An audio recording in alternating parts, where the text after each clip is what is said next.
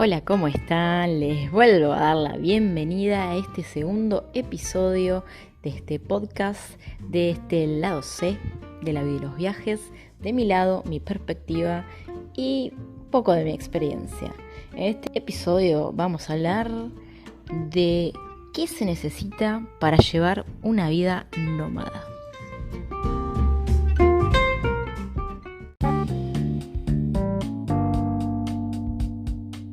Este es el lado C de la vida y los viajes.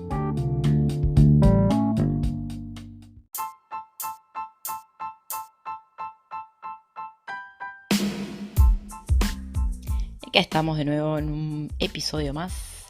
Como les contaba en el episodio anterior, este podcast fue ideado para filosofar un poco de todo lo que consideramos que está preestablecido y no nos cuestionamos porque simplemente nos educaron para no cuestionar nada. Y también, ¿por qué no? Para inspirarles a que sigan sus sueños, no importa cuál sea. Obviamente este podcast está inspirado en los viajes porque ese era mi sueño, pero todo lo que yo hablo acá les puede servir para concretar lo que ustedes quieran. O sea, si ya sea que vos quieras tener un emprendimiento, si quieras, no sé, trabajar desde tu casa, abrir una empresa, lo que vos quieras, sea que quieras montar, o simplemente irte de tu casa, algo tan simple como tomar la decisión y salir y hacer algo que sabes que te va a hacer bien, pero que te está costando un montón decidirlo. Bueno, ahí entra este podcast, obviamente orientado en lo que para mí fue mi revolución, pero bienvenidas sean las revoluciones, bienvenidas sean las crisis, bienvenido sea todo eso. ¿Por qué tomamos todo lo que es como una crisis como algo malo? Para mí son oportunidades. Si bien el 2020 fue un año de una crisis mundial, sanitaria, económica, política, en un montón de aspectos, yo creo que fue un año con muchas oportunidades también. Por lo que también hablaba en el episodio pasado de que fue un año para aprender un montón de cosas. Yo aprendí un montón de cosas, a editar, a cómo mejorar videos, a cómo poner audios en cosas, a hacer podcasts, o sea, aprendí un montón de cosas. Y leí un montón de libros que nunca me imaginé que iba a leer, aprendí sobre un montón de cosas, vi videos de no sé qué y también me relajé y acepté una vida en la que no quería, que era volver a la comodidad de estar todo el tiempo en un mismo lugar, de poder tener tiempo para ver series y esas cosas que cuando estoy viajando no puedo. Pero bueno, vamos al motivo de este podcast, que es ¿qué se necesita para llevar una vida nómada? ¿Qué piensan ustedes? ¿Qué se les viene a la cabeza cuando uno dice nómada, nómade? Acá generalmente en el cono sur decimos más nómade que nómada, pero las dos son aceptadas por la RAE. ¿Qué piensan que se necesita? La mayoría de las personas piensa que plata, pero ese no es lo que más se necesita. Bueno, primero voy a como desmitificar algunas de las cosas que me fueron preguntando ustedes por Instagram, que también son preguntas que para mí está bueno derribarlas porque son barreras que nos vamos poniendo y excusas, porque son excusas más que nada, para no hacer eso que queremos. Viste, por ejemplo, yo les pongo mi ejemplo, yo decía, y no, pero yo si tuviera tiempo viajaría, haría todos los deportes extremos, me iría por el mundo, haría esto, conocería un montón. ¿Y cuál era mi excusa? No tengo tiempo, no tengo plata, no tengo con quién, no puedo dejar mi departamento, no qué voy a hacer con mis cosas. Y la verdad que todo eso, cuando vos tenés las reales ganas y el coraje para hacerlo, es lo que menos te importa. Después me di cuenta que el tiempo me lo hacía, que había otras formas de viajar que no necesitaban mucho dinero, que mis cosas o las vendía o las regalaba, que lo material, si ya lo conquisté, lo puedo volver a conquistar, que realmente no es lo importante y que bueno, resignar un contrato de alquiler no me significaba nada cuando estaba hablando de mi felicidad. Entonces, en primera medida me preguntaron por la edad. Hubo una chica que era bastante jovencita y me dijo, ¿qué pasa? ¿A vos te parece que yo pueda hacer la vida que vos tenés con 18, 19 años creo que tenía? Y después también hubo gente que me dijo, no, pero vos porque sos joven, porque yo ya a mi edad, 40, 50 años, yo ya no podría hacer la vida que vos llevas. Y bueno, primero quiero sacar este fantasma de la edad. Para cumplir nuestros sueños no hay edades. O sea, ¿qué vamos a esperar? Y eso de que el tren pasa una sola vez es completamente mentira. Esa frase no existe. O sea, derribémosla porque es la mayor de las mentiras que nos hablaron. Hay miles de trenes. Subámonos al que sea cuando realmente estemos preparados. Porque hay muchos caminos y muchas formas, pero lo que importa es que aceptemos que ese camino nos va a hacer feliz y démonos la palmadita que necesitamos en la espalda para llevar a cabo ese camino, para aceptarlo, para subirnos a ese tren, para viajar hacia esa felicidad. Para hacer una vida de voluntariados, una vida nómade, una vida de viajes, no hay límite de edades. Obviamente, dentro de lo que es los voluntariados, con un programa de donde vos tenés que pagar, de un programa donde... A ver, si no es un contrato de trabajo, es una especie de trabajo. Para entrar en la plataforma de los voluntariados tenés que tener más de 18 años. Eso no implica que vos no puedas viajar teniendo menos edad, pero obviamente vas a tener que cumplir ciertos requisitos, tener permisos de tus padres, etc. En fin, para eso, como mínima edad, a partir de los 18 vos podés viajar libremente, incluso es mejor. Fuera de los planes de voluntariados hay miles de cosas que se pueden hacer, working holidays, au pair, hay descuentos para la gente que quiera hacer, que viajar antes de los 30 creo. Hay intercambios culturales, hay intercambios de estudio, hay un montón de cosas. Ahora, cuando ya se nos pasa la edad, como en mi caso, de las working holiday, de los descuentos de viajes, de los intercambios de estudios, hay otras opciones. Y hay muchas opciones, pero de eso voy a hacer otro podcast. Lo que les quiero decir, y cerrando el tema de edades, no hay límite para tu felicidad. Esa es la excusa que vos te estás poniendo. Yo he conocido gente haciendo voluntariado de todas las edades. He compartido y hecho el mismo trabajo con mujeres de 10 años, de 20 años más que yo, de 40, 50 años, que estaban haciendo la misma vida y que para mí eran súper grosas, porque obviamente yo entiendo en la posición y en la mentalidad que nos educaron que cuanto uno más grande y más cosas haya conquistado, entre comillas, cuesta más salirse del esquema, salirse de lo preestablecido, ¿no? De que, ¿cómo una mujer de 50 años va a salir a viajar dejando a sus hijos?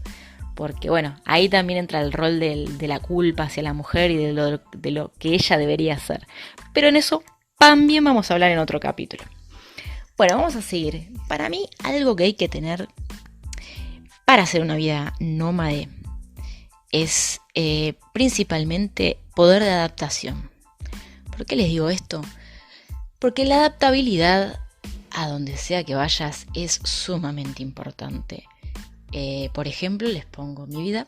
Yo cuando salí a viajar, el primer voluntariado que hice fue al sur de la isla de Florianópolis, en un lugar casi virgen, por así decirlo, donde la electricidad llegaba a través de medios de paneles solares y donde no había ni sistema de cloacas, no había forma de comprar nada en un mercado. O sea, era como una playa básicamente virgen.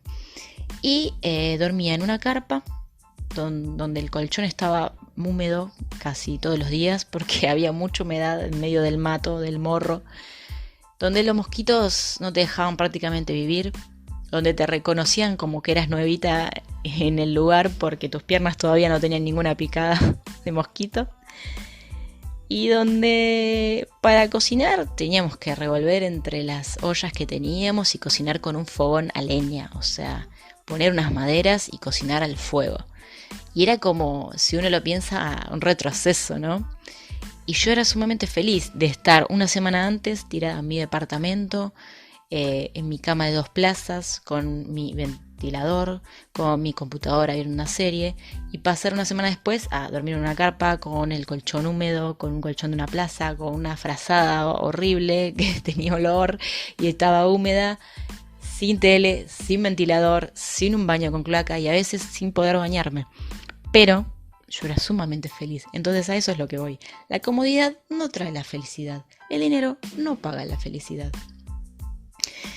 Y la poder de adaptación es sumamente interesante y sumamente importante. A ver, les soy sincera, no siempre ha sido muy fácil adaptarme, pero como yo me fui preparando mentalmente para esa poder de adaptación, para que no siempre iba a poder comer lo que quería, para que haya lugar para las duchas frías y no tanta higiene en cuanto al baño, me costó un poco menos porque ya me iba preparando mentalmente para eso durante mucho tiempo.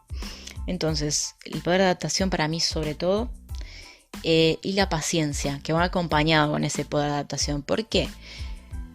Y porque a veces uno se encuentra con cosas que no son lo esperado, con personas que no te entienden, con personas que se manejan distinto. Te cruzas con mucho extranjero en el camino. Y cada uno tiene su cultura y tenemos que respetar eso. Obviamente no todo el mundo lo hace, pero si desde el vamos, en nuestro ser, sabemos que tenemos esas dificultades, con la comunicación, que para mí es la base de todas las dificultades, ya encaramos el tema de una forma diferente.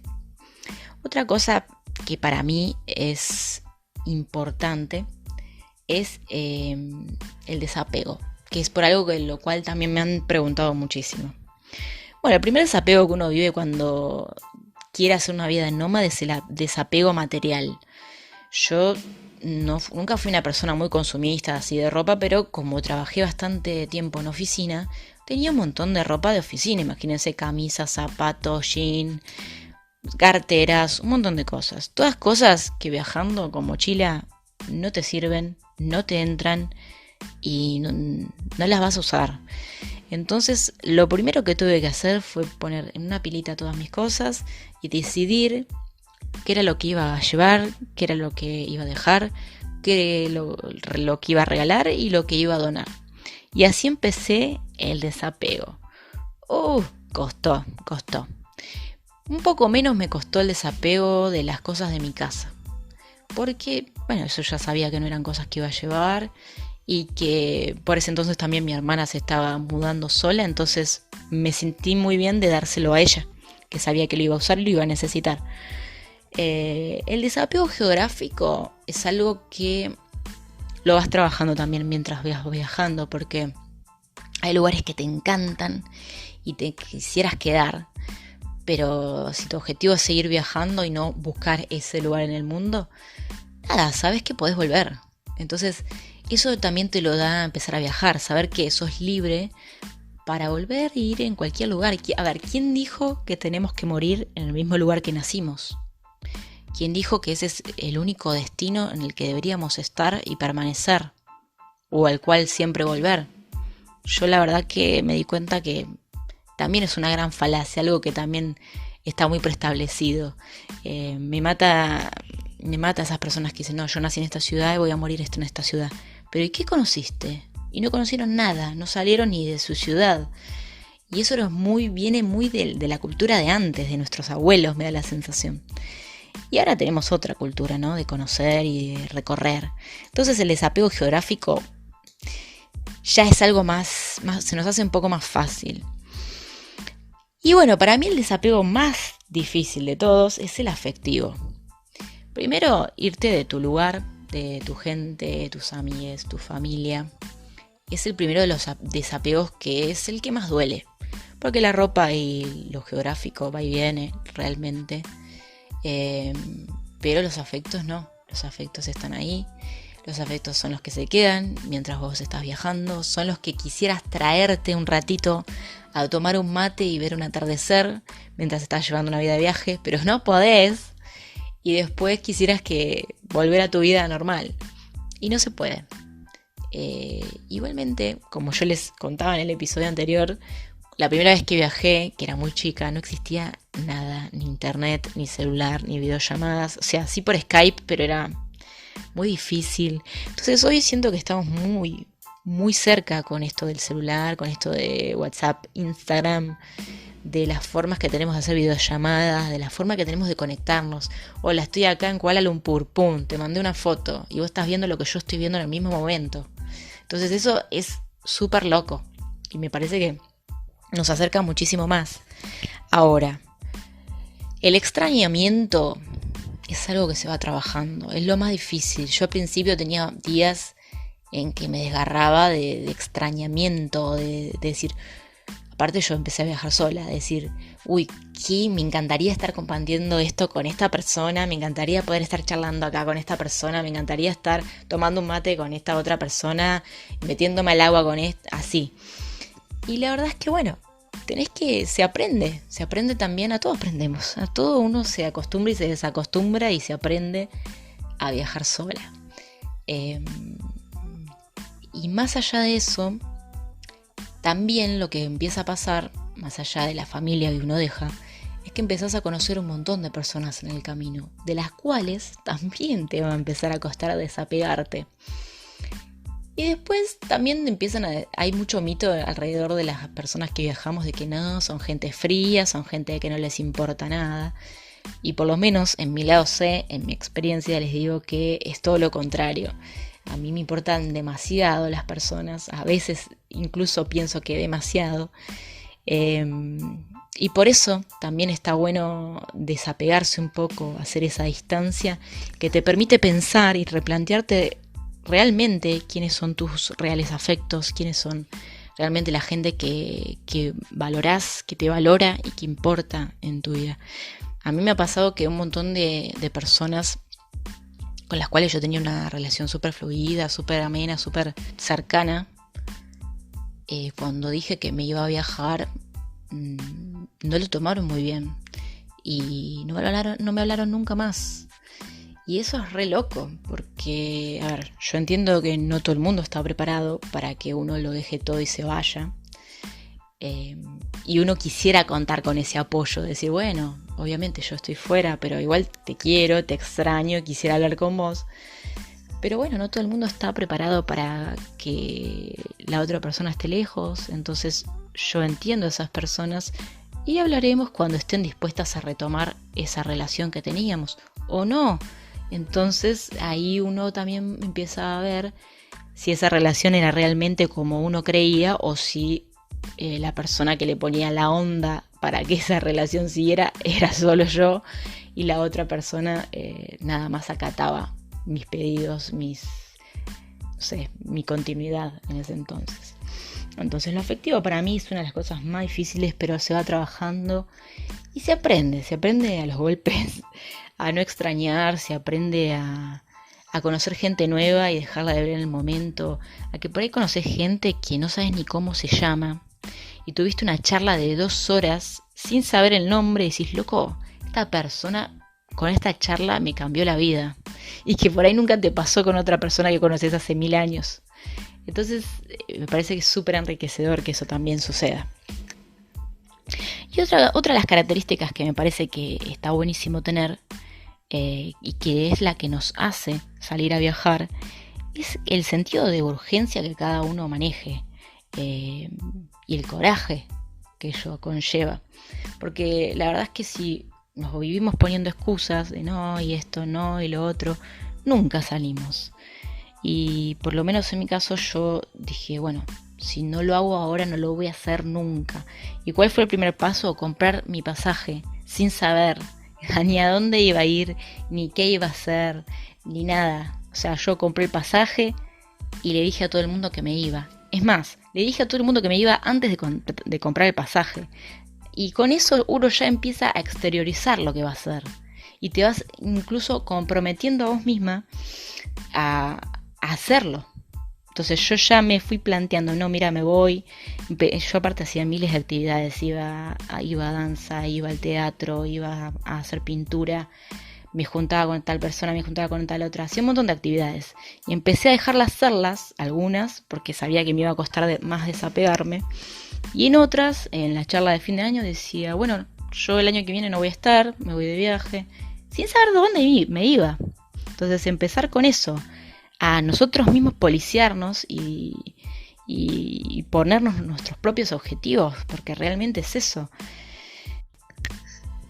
Entonces es ese sentido de urgencia que yo digo, que va de la mano del coraje, de decir, bueno, me mando, lo hago, lo digo, y después veo qué onda. Y después otra cosa que la dejé para el final, porque no todo el mundo sabe cuál es el significado de la palabra, que es la resiliencia. ¿Qué es la resiliencia? Es la capacidad que tenemos las personas de afrontar la adversidad. O sea, es cuánto más equilibrio emocional tenemos frente a situaciones que son de estrés, y cómo somos capaces de soportarlo de la mejor forma, aguantando la presión. Porque te pueden pasar cosas, o sea, en general, yo te aseguro que te van a pasar muchísimas cosas buenas cuando te animás a hacer lo que querés. Más allá de si es viajar, emprender un proyecto, animarte a seguir tus sueños, lo que sea que fuera.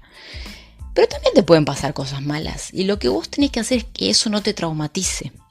A mí me pasó que el primer día que empezamos a hacer dedo, que empezamos a viajar a dedo, veníamos viajando, ¡pum!, nos paraba uno, nos paraba otro, nos subimos a 4 o 5 autos, una camioneta en el medio, una van, todo el mundo nos llevaba, todo el mundo buena onda, buenísimo. En una camioneta que nos ya estaba llevando una mujer, os bajamos y enseguida Wandris me estaba mostrando un video que él se filmó, porque él viajó atrás, en la parte de carga de la camioneta, y yo viajé con la mujer en la cabina. Me estaba mostrando el video de que él filmó atrás y vimos pasar unos chicos en bici. Y yo vi que miraron raro, ¿viste? Entonces le digo, Wandris, me parece que esto nos miraron medio raro. Miro para atrás y veo que dieron la vuelta con la bicicleta. Bueno, en definitiva, los chicos vinieron y nos cruzaron la bicicleta adelante, como para impedirnos el paso. O sea, claramente nos querían robar. ¿Qué pasó? Yo la verdad es que en ese momento estaba recién aprendiendo portugués. No sabía muy bien lo que estaba pasando porque ellos empezaron a hablar en un portugués que yo no entendía. O sea, si bien yo sabía hablar una conversación normal, una conversación coloquial de cualquier día, ellos empezaron a hablar con una jerga y con un lenguaje agresivo que yo nunca había escuchado hasta ese momento. Entonces no sabía qué le estaban pidiendo. Pero al mismo tiempo, en mi cabeza estaba solo llegar, porque había un puesto de policía a 20 metros. Entonces cuando el pibe me cruzó la bicicleta adelante, yo lo esquivé con mi valijita en la mano y seguí caminando, lo cual lo redescolocó el pibe y no supo qué hacer. Entonces seguimos caminando, obviamente nos quisieron robar, nos pedían cosas, nos decían que tenían un arma, bla bla bla, y seguimos caminando, cruzamos la ruta con las valijas, queriendo llegar al puesto de policía, y los tipos al final agarraron y se fueron con la bicicleta. Lo denunciamos en la policía más cercana que estaba ahí nomás, le dijimos cómo eran, vimos que por el camino le habían robado el celular a una mujer. En fin, después de eso, desde ahí nos dimos cuenta que era un lugar peligroso. Pero no tuvimos miedo de volver a hacer dedo, de viajar a dedo en otro momento. Eso es a lo que voy, de recomponerse a la adversidad. Eso nos podría haber traumatizado un montón y hacer que nunca más viajáramos a dedo, porque ese era nuestro primer día incluso. Pero nosotros lo tomamos como un ojo, chicos, miren los que está todo bien, que estén re felices con lo que está pasando, pero no se descuiden porque igual pasan cosas. Entonces lo tomamos como eso, como un aviso, como una advertencia de que puede pasar cualquier cosa viajando. Y bueno, y después más adelante volvimos a viajar haciendo dedo y no tuvimos problema, y de hecho hemos tenido un montón de buenísimas experiencias por no habernos traumatizado, por seguir adelante, por enfrentar ese problema, esa presión, ese miedo que se nos generó en ese momento, algo para lo cual no estábamos preparados, y seguir adelante. Otra cosa que me preguntan mucho es, yo no sé si me animo porque tengo miedo de arrepentirme y que no sea la vida que quiero llevar y que no quiero dejar todo lo que ya conquisté. Y a ver, ¿esta vida es para todo el mundo? No. ¿Todo el mundo puede hacerla? Sí. Pero ¿es para todo el mundo? No. Y eso se lo digo de la forma más sincera. Porque para mí, si no tenés poder de adaptación, no tenés paciencia, no tenés coraje, no sabes desapegarte y no tenés sentido de la resiliencia, te va a costar un montón. Entonces lo más probable es que viajes un tiempo y te vuelvas, porque extrañas, no sé, tu comodidad de tu casa, porque extrañas tu familia, porque, qué sé yo, te cansaste o te dio miedo o alguna situación. Entonces, no es para todo el mundo esta vida. Para los que aguantamos, los que somos pacientes, resilientes y queremos seguir viviendo una vida nómada, una vida en donde no hay espacio geográfico que nos llene tanto el corazón como para parar. Una vida en donde el mundo es muy grande como para quedarse siempre en el mismo lugar. Y bueno, eso es lo que yo quiero transmitirle con estos podcasts, de que sigan para adelante, de que ustedes pueden, si yo puedo, ustedes pueden, lo que sea que quieran conseguir. Cuesta esfuerzo, siempre, porque todo lleva esfuerzo, no hay nada que sea gratis en esta vida y obviamente cada uno tiene sus posibilidades, sus privilegios y sus dificultades para afrontar las cosas, pero si uno lo quiere de corazón, se logra.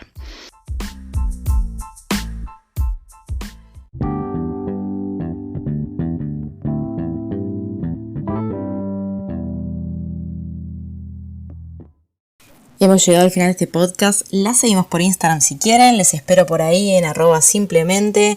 Y hasta el próximo episodio.